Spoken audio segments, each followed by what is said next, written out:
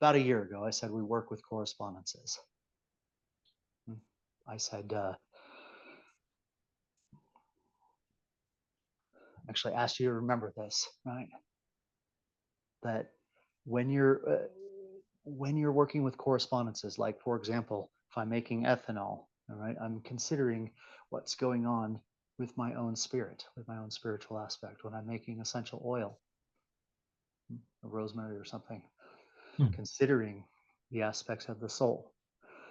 It's not that it's doing anything to my soul unless I'm there.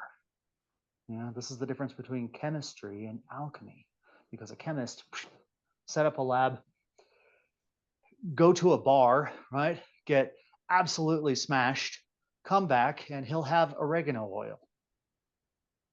But he won't have the wisdom and intelligence that goes with the correspondence of that. No, right? We talked about the herbs and their planetary influences. And this should give you one heck of a insight into astrology, really. Yeah. This should give you a pretty good indicator of how, if you knew nothing about astrology, how with a bit of this kind of information or this kind of knowledge or maybe even skill set, you could be on a deserted island and then begin to understand something like astrology or typology, people. Yeah? What sort of ingredients do they have in them? Okay, I'm going to turn over to this here again. You've seen this before. Okay. Can you see me? Okay. You've got the entire array of creation here. I've said this before. This is one of the most amazing things. You've got dough. You can understand the ray of creation from this, a distillation train. You've got dough, which is the heat, something that comes in from the outside, right?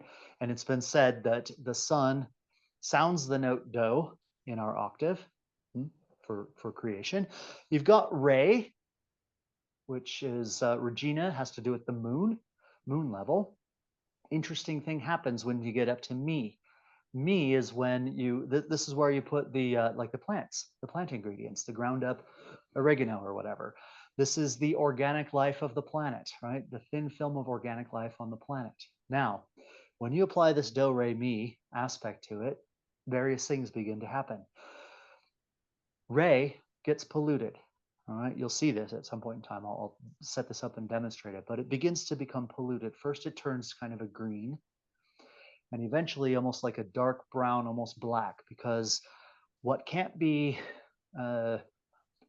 go on up the ray of creation ends up feeding the moon. And you could probably at a certain point in time even drink it as a tea, depending on what you're trying to make there. But it becomes like a really thick, syrupy, dark substance. This idea of the moon kind of taking the unfortunate aspects of people, yeah, and drawing off of those, that's embedded in this concept in here. You get up to Fa, and this is Fa being related to the planets. This is where a bit of a separation happens.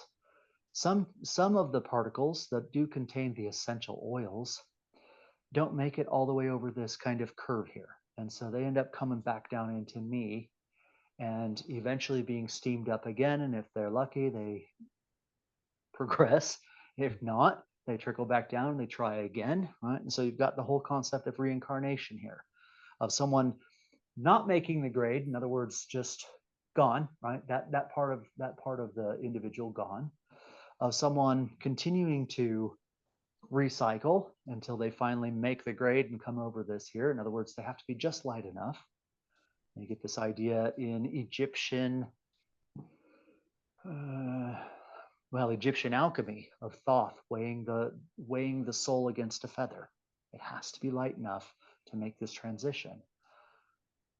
I'm not going to go into Sol La Si Do, but I will say that this rubber hose here that represents the cold water in is the shock, right? The shock that has to go through, because it's something from the outside, just like dough, something from the outside. All right. You can learn so much just by doing it. I didn't read it in a book. All right. I meditated while I was doing the process, and it was just like, wow, it's the same thing. Yeah. It hit me with that kind of inspiration of just how beautiful this type of approach can be.